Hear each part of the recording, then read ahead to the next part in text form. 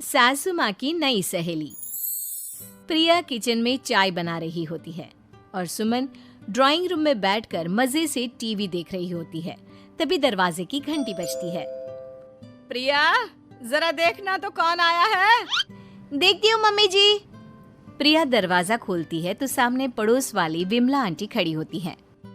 नमस्ते आंटी जी, कैसी हैं आप? मैं तो बिल्कुल ठीक हूँ बेटा, पर तेरी सास को क्या हुआ है? आजकल कहीं दिखती ही नहीं है। जब देखो तब टीवी के आगे जमी रहती है। अंदर तो आइए आंटी। अरे ओ दीपक की अम्मा, कहाँ हो? अरे विमला, आओ आओ, क्या बात है, बड़े दिन बाद याद आई तुम्हें मेरी। मैं तो हमेशा ही तुम्हें याद करती हूँ, पर तुम ही गायब रहती हो और आजकल तो बाहर भी नहीं आती जाती। तबीयत तो ठीक है ना तुम्हारी? अरे तबीयत को क्या होना है, इस उम्र में तो कुछ ना कुछ लगा ही रहता है।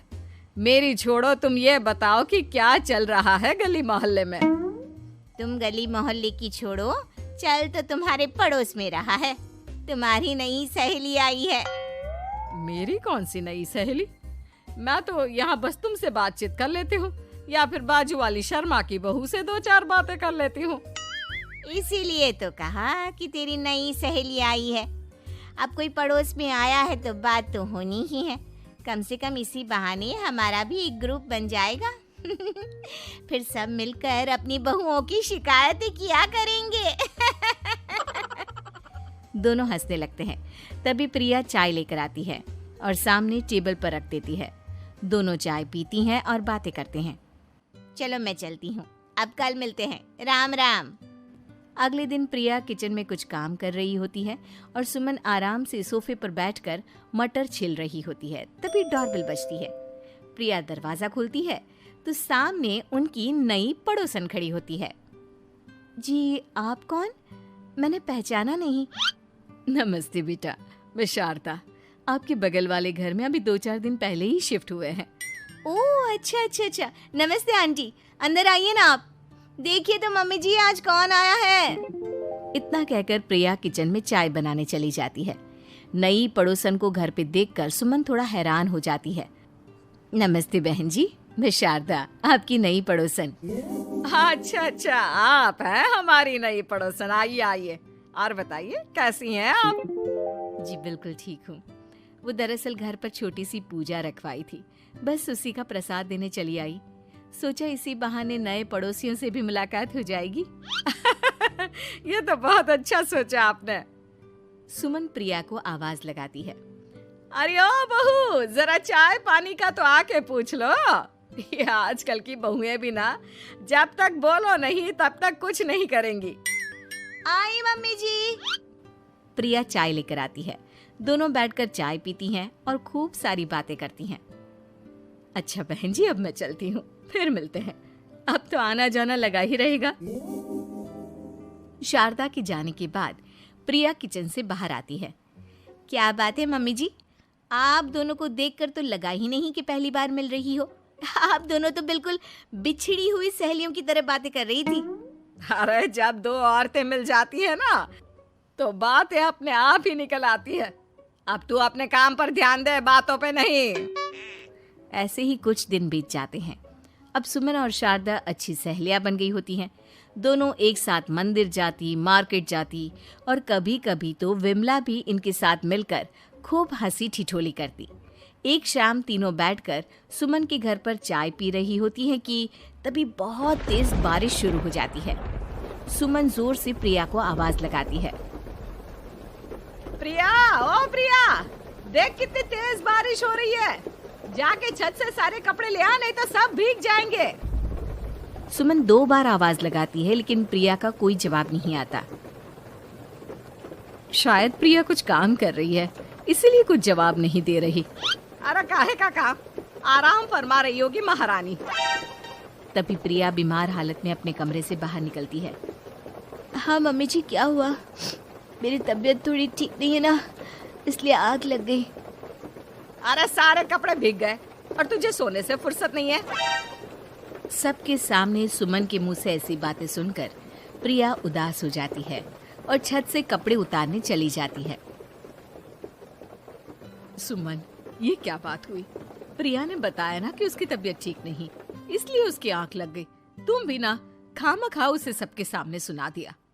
अरे आप नहीं जानती शारदा जी, कुछ बहुएं ना बहुत आलसी होती है, घर का एक काम नहीं करना चाहती। ऐसा नहीं है सुमन, तुम्हारी बहू तो बहुत प्यारी है, तुम्हारी सारी बात भी तो मानती है। हाँ सुमन, तुम प्रिया के बारे में ऐसा क्यों सोचती हो? मेरी भी दो बहुएं हैं, लेकिन मैं उन्हें अपनी बेटियों की तरह रखती हूँ। आखिर वो भी तो किसी की बेटियां ही है ना। और अगर तुम ऐसा ही व्यवहार करोगी तो एक दिन प्रिया भी तुम्हारे साथ ऐसा ही बर्ताव करेगी। शारदा और विमला की बातें सुनकर सुमन की तो बोलती बंद हो जाती है। वहीं प्रिया भी बाहर से सारी बातें सुन रही होती है। अरे मैं कोई उसकी दुश्मन थोड़ी ना हूँ, मैं भी उसकी माँ हूँ, लेकिन कभी कभी सास बनना पड़ता है, नहीं तो बहुएं हाथ से निकल जाती है।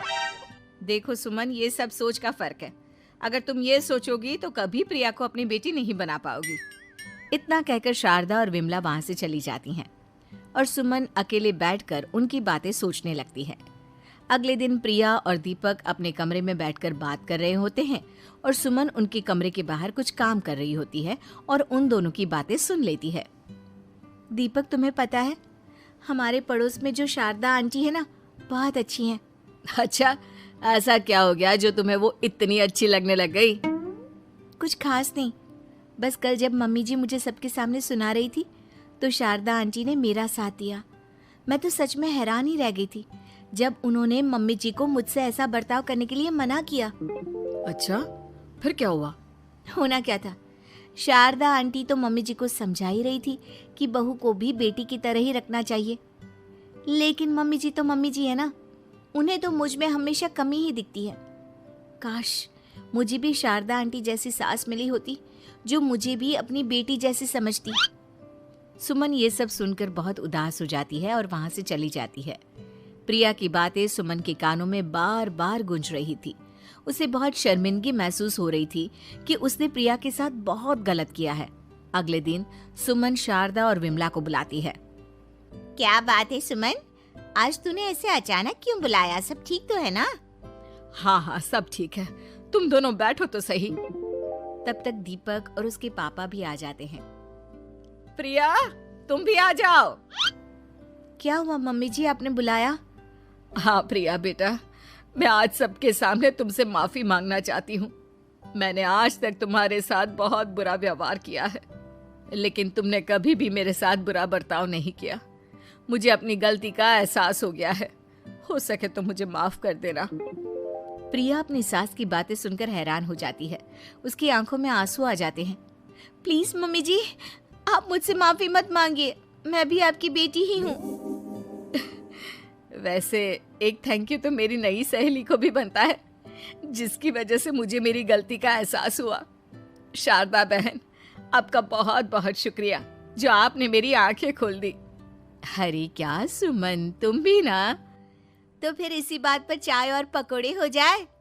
हाँ, क्यों नहीं।